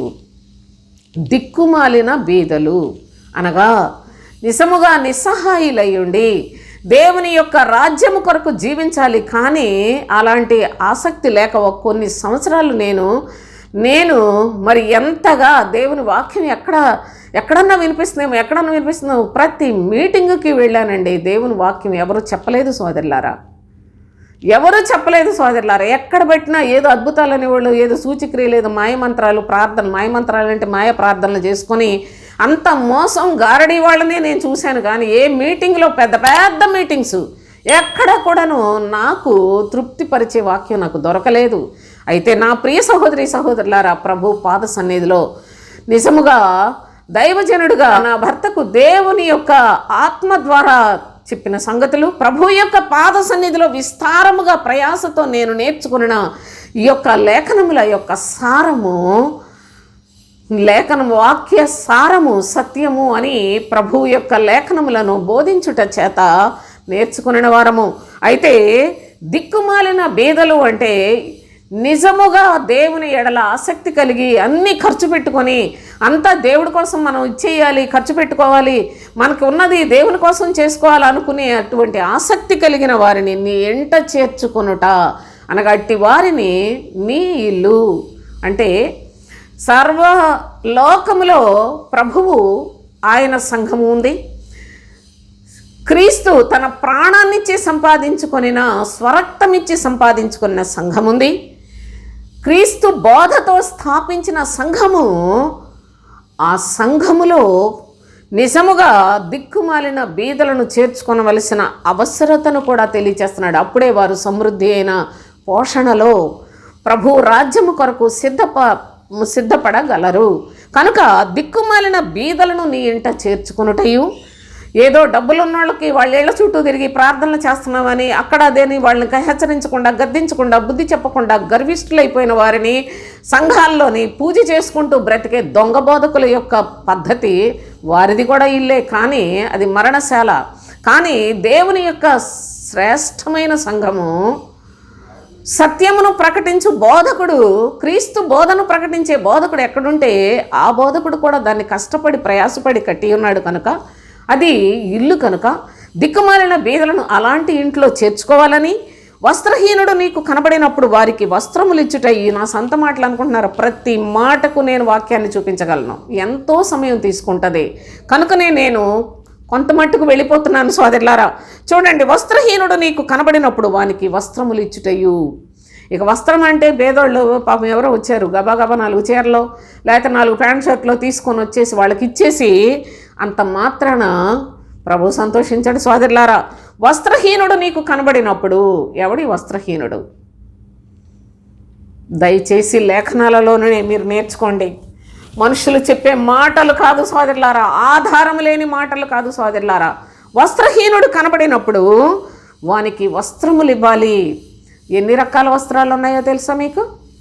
ఎన్ని రకముల వస్త్రములు ఉన్నాయో తెలుసా? అసలు వస్త్రహీనులు ఎవరన్నా బట్టలు లేకుండా ఊర్ల మీద తిరుగుతూ ఉండేవాళ్ళు, బాగా బుర్ర పాడైపోయి పాపం అందరూ విడిచిపెట్టి ఎక్కడెక్కడో ఉన్న వాళ్ళని, పిచ్చివాళ్ళని తీసుకొచ్చి ట్రైన్స్లో ఎక్కించిందంటే అటు సైడ్ ఇటు సైడు విడిచిపెట్టి వెళ్ళిపోతారు అని నేను చాలామందిని విన్నాను. నిజంగానే పాపం ఎక్కువ పిచ్చివాళ్ళకి తెలుగు రాదు. వాళ్ళు ఇంకా బట్టలు ఉన్నాయో లేవో చూసుకోకుండా తిరుగుతూ ఉండేవాళ్ళు కూడా తారసపడతా ఉంటారు. అలాంటి వాళ్ళ దగ్గరికి వెళ్ళి వస్త్రాలు ఇమ్మని చెప్పాడా దేవుడు? అలాంటి వాళ్ళు కనబడరు అనుకో, ఇక వస్త్రాలు అందరికీ ఉన్నట్టేనా?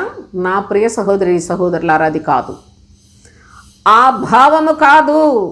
చూడండి, సాతాను మనుష్యులను ఈనాడు క్రైస్తవులందరినీ కూడా దిగంబరులుగా చేస్తుంది. అనగా ఆదాము హవ్వలు సర్పము యొక్క మాట విని పండు తిని వాళ్ళు దిగంబరులని తెలుసుకున్నారు. అదే సందర్భాన్ని అపోస్తులుడైన పౌలు చాలా తేటగా అసలు ఏంటి వస్త్రము అనే విషయాన్ని తెలియచేస్తున్నాడు. కొరింథీయులకు రాసిన 2వ పత్రిక 5వ అధ్యాయం 2వ వచనం, మనము దిగంబరులము కాక వస్త్రము ధరించుకుని వారముగా కనబడుదుము. అపవాది లోక జ్ఞానాన్నిచ్చి వాడు లోక సంబంధమైన దురాశలను ప్రేరేపించి లోకములో చక్కగా అందంగా గొప్పగా కనబడండి అని చెప్పి లోక సంబంధమైన చెత్త కోరికలన్నిటినీ కూడా మనుషులలో దింపుతూ పాడు చేశాడు, లోకమంతా నాశనం చేశాడు అనుకుంటే, ఈనాడు సంఘములలో పాస్టర్ గారు ఎంత బాగా కనబడుతున్నాడో ప్రజలు కూడా అట్టే తయారవుతారు. పాస్టర్ గారు చక్కగా పాస్టర్ గారు అనిపించుకుంటూ, దైవజనుడు అనిపించుకుంటూ, అయ్యగారు అనిపించుకుంటూ, అమ్మగారులు అనిపించుకుంటూ దరిద్రపు వేషాలు వేస్తున్నారే వీళ్ళ అలంకరణ, వీళ్ళ యొక్క బ్రతుకులు శరీరమునకు చక్కగా కనిపించాలి, తినటానికి రుచికరమైనది ఉండాలి. చెప్పింది కదా సాతాను, మీరు ఇలాగ కనుక ఈ పండు తిన్నట్లయితే మీరు చాలా దేవతలు అయిపోతారని. దేవతల్లా కనబడుతున్నారు, పాస్టర్లా కనబడట్లేదు ఎవరు. నా కళ్ళకైతే, నా కన్నులతో చూస్తున్నాను సోదరులారా, ప్రతి ఒక్కళ్ళు కూడా వాళ్ళ యొక్క గొప్పతనం. చాలా తక్కువ మంది దేవుని యొక్క మరి వాక్యాన్ని చెప్పగలుగుతున్నారేమో కానీ దాదాపు కనిపించిన వాళ్ళందరూ ఈనాడు దైవజనుల్ని నేను దూషించట్లేదు, నేను వాళ్ళని విమర్శించట్లేదు, నిజం చెప్తున్నాను. ఇది కూడా విమర్శ అనుకుంటే మరి మీకు దేవుడు కృప లేదు అని కూడా నేను గ్రహించాలి. అయితే సాతాను ఏ విధమైన భ్రమ పెట్టింది? ఇప్పుడు ప్రస్తుతం సాతాను చేసే మోసం ఏంటంటే లోకంలో ఉన్నదంతా శరీరాశ, నేత్రాశ, జీవపడంభం. శరీరాశలు కావా అందంగా ఉండాలి అనుకోవటం, చూచినట్లుగా చూచి అబ్బా ఇంత మంచి వస్త్రధారణ కలిగి ఉన్న పాస్టర్ గారిని చూసి ఆ సంఘంలో వాళ్ళు పాపం పేదలు దిక్కుమాలిన వాళ్ళు, వాళ్ళ కోసం ఆ డబ్బులు ఈ డబ్బులు కూల్ డబ్బులు తీసుకొచ్చేస్తుంటే వీళ్ళు పందికొక్కుల్లాగా తినేసి ఈ రకంగా సింగారించుకొని తిరగటం ఎంత ఘోరమైన పాపం. ఇప్పుడు సాతాను వాడే బోధకుడు వేషం వేసుకొని దేవుని ఆలయంలో కూర్చొని వాడే బోధిస్తున్నాడు కనుక ప్రజలు వీళ్ళ కొట్టుకులాడుతున్నారు. ప్రజలందరినీ వస్త్రహీనులుగా చేసే పనిలో వాడు తల మునకలై ఉన్నాడు సాతాను. వాడి మనుషులే ఈనాడు పాస్టర్లు అయిపోయారు. అందుకే నీతి విరోధుల తప్పు బోధలు అన్నాడు. క్రీస్తు విరోధి ఎప్పుడో వచ్చేసాడు, వాడు ఇప్పుడు విస్తారంగా పనిచేస్తున్నాడు అని చెప్పాడు. అంతేకాదు ఈ బోధకులు తమను కొనిన ప్రభువును కూడా విడిచిపెట్టేసి వాళ్ళకై వాళ్లే గొప్పోళ్ళలాగా కనపరుచుకుంటూ, కొంతమంది మనం మళ్ళీ బయటకు ఇలా కనబడితే తెలిసిపోతుంది జనాలకని కుయుక్తిగా వాళ్ళు చెప్పే బోధలన్నీ కూడా శరీర సంబంధమైన బోధలే. బయటికి బాహాటంగా కనిపించేవాళ్ళు చాలామంది, కనిపించని వాళ్ళు కూడా కొంతమంది. సోదరులారా, ఇవన్నీ తెలుసుకోవాలంటే పరిశుద్ధుడైన దేవుని యొక్క గ్రంథంలో ఎంత సారాన్ని సంపాదించుకుంటే, సారాన్ని అంటున్నాను ఏదో వాక్యాలు చదువుకుంటా పోవటం కాదు, వాక్య సారాంశము సత్యము, వాక్య సారమును తెలుసుకుంటే మీరు ఈ లోక సంబంధమైన దుష్టుడు వాడి మోకను మీరు తెలుసుకొనగలరో, వారి నుండి మిమ్మలను మీరు కాపాడుకొనగలరో దయచేసి గ్రహించండి. అయితే ఇక్కడ సాతాను దిగంబరులుగా చేస్తుంది. సాతాను సంబంధికులైన బోధకులందరూ కూడా మనుషులు దిగంబరులుగా చేస్తున్నారు. అపోస్తులుడైన పౌలు ఏమన్నాడో తెలుసా? క్రీస్తు ఆత్మ కలిగిన వాడయ్యుండి మనము దిగంబరులము కాక వస్త్రము ధరించుకొనిన వారముగా కనబడుదుము అన్నాడు. దిగంబరులకు వస్త్రాలు ధరించే పనిలో ఉన్నాడు భక్తుడు. సాతాను లోక జ్ఞానంతో దిగంబరులుగా చేస్తుంది. సాతాను సంబంధమైన బోధకులందరూ కూడాను ఈనాడు దేవుని ప్రజలను వస్త్రహీనులుగా తయారు చేస్తున్నారు. వస్త్రాలు ఎన్నో రకాలైన వస్త్రాలు ఉన్నాయండి. అయితే కనీసం రక్షణ వస్త్రములు కూడా లేని పరిస్థితుల్లో ఈనాడు అందరూ దిగంబరులుగా బ్రతుకుతున్న పరిస్థితులే కేవలము క్రీస్తు బోధ లేకపోవట చేత. అందరూ దేవుని నమ్ముకున్న వాళ్ళే. నేను దేవుని నమ్ముకున్న వాళ్ళ గురించే చెప్తున్నా, లోకస్తుల గురించి చెప్పట్లేదు. అందరూ దేవుని నమ్ముకునిన వారయ్యుండి దేవుని పిల్లలమని చెప్పుకొని చక్కగా వెళ్ళిపోతున్నారు. వివాదాలతో వెళ్ళిపోతున్నారు, గొడవలతోటి కలహాలతోటి హెచ్చించుకోవటం, ఒకళ్ళ మీద ఒకళ్ళకి భిన్నాభిప్రాయాలు కలిగి ఉండి ఉపవాసాలు ఉంటూ వీళ్ళందరూ కూడా వ్యర్థముగా ప్రయాసపడుతూ ఆయాసపడుతూ ఉన్నారు సోదరులారా. ప్రభువు ఏర్పరచుకున్న ఉపవాసం ఏంటో చెప్పాను. ప్రభువుకి ఇష్టమైన ఉపవాసం ఏంటో మనం లేఖనాల్లో చూస్తున్నాం. కనుక వస్త్రహీనుడు నీకు కనబడినప్పుడు వానికి వస్త్రములు ఇచ్చుటయ్యు, ఇదే కదా నాకు ఇష్టమైన ఉపవాసం. నిజంగా చాలామంది వెళ్ళంట, అమ్మా మా అమ్మాయి పురటాలు బాలింతరాలయ్యింది, బట్టలు ఏమన్నా ఉంటే ఇవ్వండి అమ్మా అనేసని అంటున్న మనుషులు మీరు చూడండి. కావాలంటే పాత బట్టలు అమ్ముకునే వాళ్ళ ఆ సంతల్లో ఆ స్థానాల్లో కూర్చున్న వాళ్ళని నేను చూసి చెప్తున్నాను సోదరులారా. వాళ్ళ గురించి చెప్పలేదండి. అసలు బీదోళ్ళు అనేది ఎవరి గురించి అన్నా మనం ఆలోచిస్తే వాళ్ళ బ్యాక్గ్రౌండ్ ఏంటో తెలియకుండా వాళ్ళు ఎందుకు వచ్చారు, ఎక్కడికి వచ్చారు, ఇది నిజమేనా, వాళ్ళు ఎందుకు ఆ విధమైన దిక్కుమాలిన స్థితిలో ఉన్నారు అంటే వాళ్ళు మోసాన్ని ఆ విధముగా వేషం వేసుకొని ఏదో ఒక రకంగా సంపాదించుకోవాలనుకునే అలాంటి వాళ్ళకి మనం చేయాల్సిన అవసరం లేదండి. ఎందుకంటే మరి ప్రభు మనకిచ్చిన ఆజ్ఞను మనం నెరవేర్చుకొని వెళ్ళిపోవాలి. మనకు లేఖనాల్లో వ్రాయబడింది దిగంబరులు, మనము దిగంబరులము కాక వస్త్రము ధరించుకునే వారముగా ఉండాలి అని చెప్పాడు. ఇంతకీ దిగంబరులు అంటే దానికి ఎవరు దిగంబరులు అంటే ప్రభువు చాలా స్పష్టంగా చెప్తున్నాడు. కేవలం ధర్మశాస్త్ర సంబంధమైన భక్తిని కలిగి క్రీస్తు నందలి సత్యములోనికి రాని వారందరూ దిగంబరులే అని 7 సంఘములుగా విభాగించాడు ప్రకటన గ్రంథంలో ప్రభు అయిన తండ్రి. 7 సంఘములలో దిగంబరత్వము కలిగిన ఒక వ్యక్తి గురించి కూడాను రాసిన అనుభవాన్ని ప్రకటన గ్రంథంలో మనం చూడొచ్చు. నేను మీకు స్పష్టంగా చూపిస్తాను సోదరులారా. ఎన్ని రకాల వస్త్రాలు ఉన్నాయో లేఖనాల్లో వ్రాయబడి ఉంటే కనీసం అసలు వస్త్రమే లేని వారిని కదా దిగంబరులు అంటాం. అంటే ఏమి తెలియకుండా చేసే ఇంత మోసకరమైన సంఘాలలో ఈ దొంగ బోధకుల మధ్యలో దేవుని యొక్క పిల్లలు దిగంబరులై బ్రతుకుతున్న స్థితిని జ్ఞాపకం చేస్తూ ఉన్నాడు. చూడండి ఏమంటున్నాడంటే లవదికయ సంఘానికి చెప్పాడు. ప్రకటన గ్రంథం 3వ అధ్యాయంలో 17వ వచనం చూడండి. నీవు దౌర్భాగ్యుడవును, దిక్కుమల్లిన వాడవును, దరిద్రుడవును, గ్రుడ్డివాడవును, దిగంబరుడవై ఉన్నావు. సంఘం ఏది? సంఘమే సోదరులారా. సంఘానికే చెప్తూ ఉన్నాడు, అక్కడున్న బోధకుడికి చెప్తూ ఉన్నాడు. ఈ బోధకుడు ఎంతసేపు దేవుడు దీవిస్తాడు ఆశీర్వదిస్తాడని చెప్పుకుపోయే బోధకుడు. ఆ ధర్మశాస్త్ర కాలంలో అంత శరీరానికి దీవెనలు ఆశీర్వాదాలు ఉన్నాయి. అయితే క్రీస్తు కాలంలో ఆత్మకు ఆశీర్వాదాలు, స్వస్థతలు, దీవెనలు సమస్తాన్ని చెప్పాడు. కానీ ఇప్పటికీ కూడాను దేవుడు దీవించాడు, గొప్ప చేశాడు, ఆశీర్వదించాడు, కుటుంబాన్ని గొప్ప చేశాడని చెప్పుకుంటున్న వాళ్ళందరూ కూడా ఇదిగో ఈ సంఘస్థులే, లవదికయ సంఘానికి సంబంధించిన వారే సోదరులారా. ఏమని చెప్పాడు? నీవు దౌర్భాగ్యుడవు, దిక్కుమాలిన వాడవు, ఇంకా దరిద్రుడవు, గ్రుడ్డివాడవు, దిగంబరివి, నీకు వస్త్రం లేదన్నాడు. కాబట్టి దిగంబర సంఘాలు చాలా ఉన్నాయి. పని బైబిల్లో ఉందండి, నేను చెప్పట్లేదు సోదరులారా. దిగంబరుడవే అన్నాడు. కనుక ధర్మశాస్త్ర సంబంధమైన బోధను బోధించుకునే వారందరూ ఈనాటికి దిగంబరులే.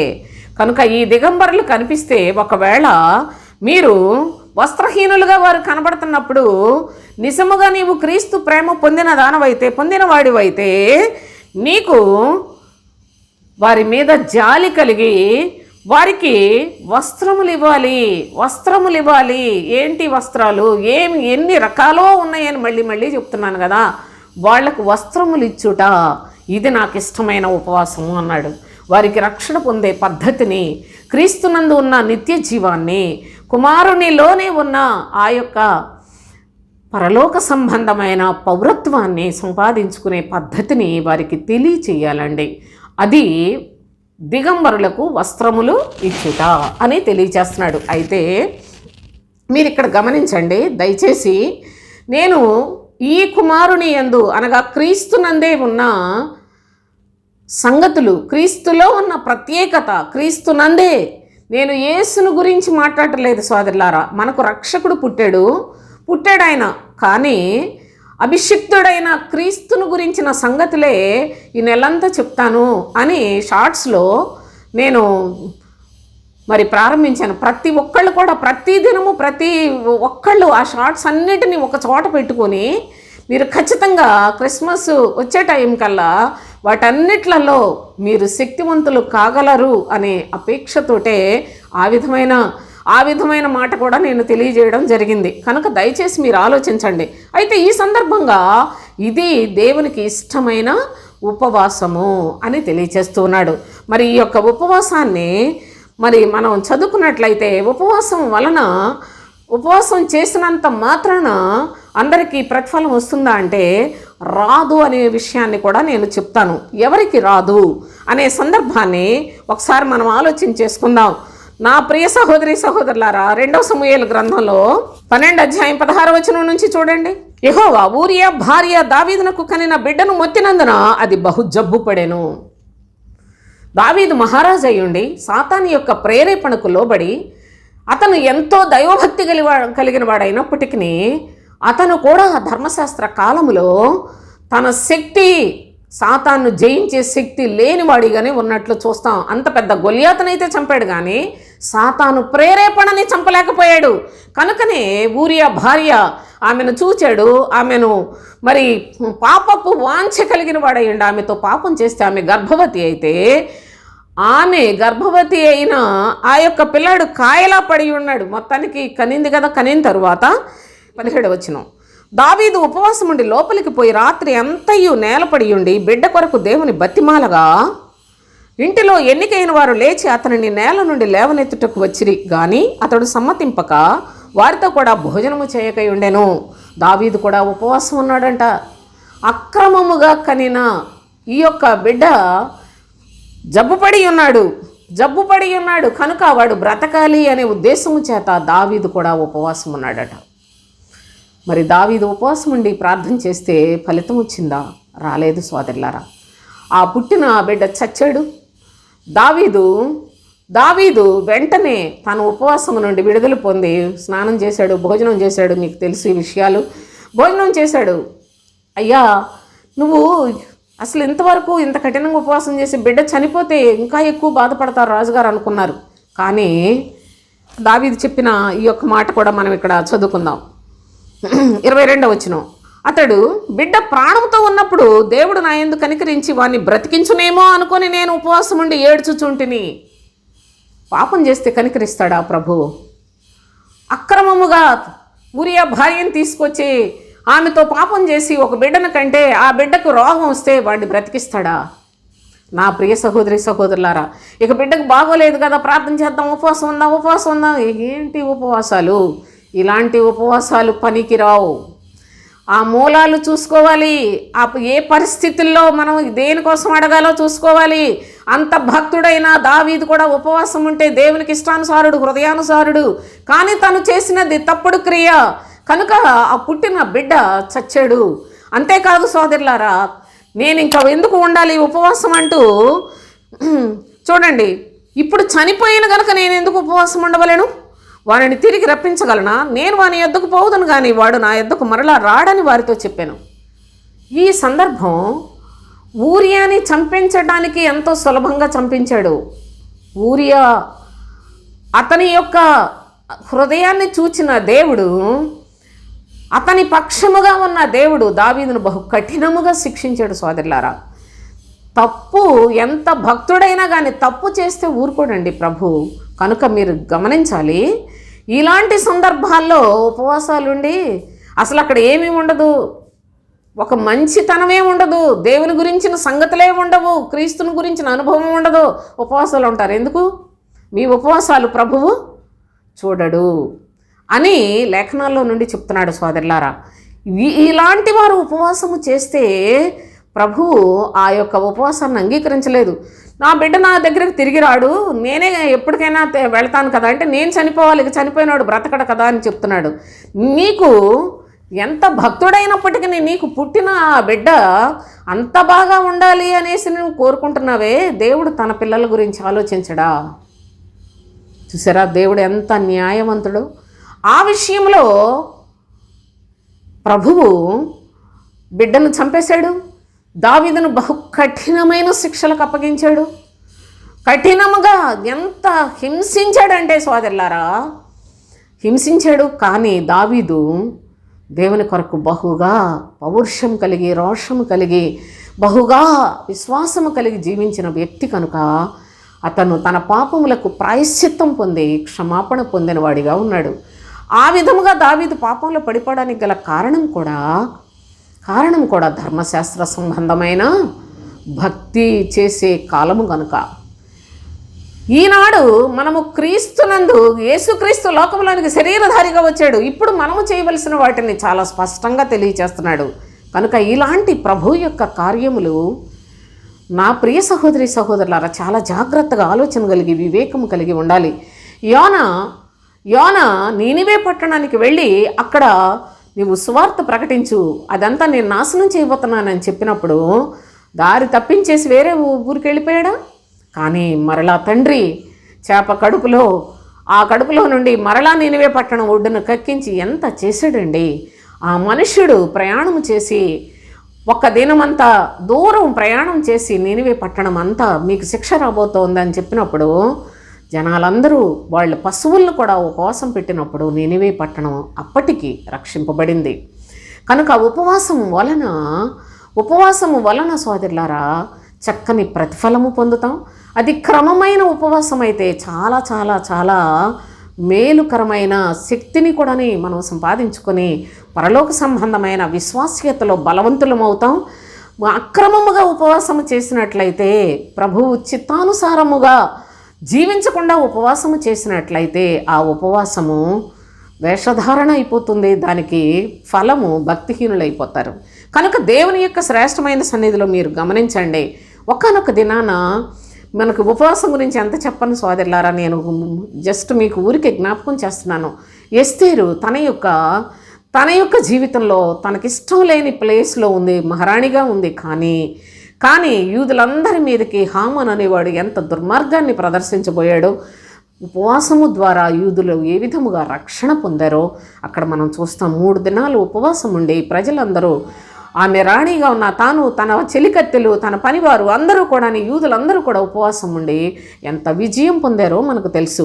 కనుక ఆ ఉపవాసం ఎలా చేయాలి, ఉపవాసం ఎవరు చేస్తే తండ్రి అంగీకరిస్తాడు, ఆయనకి ఇష్టమైన ఉపవాసం ఏంటి, ఆయన ఏర్పరచుకున్న ఉపవాసం ఏంటి, మనం క్షుణ్ణంగా లేఖనాల్లో నేర్చుకున్నాం.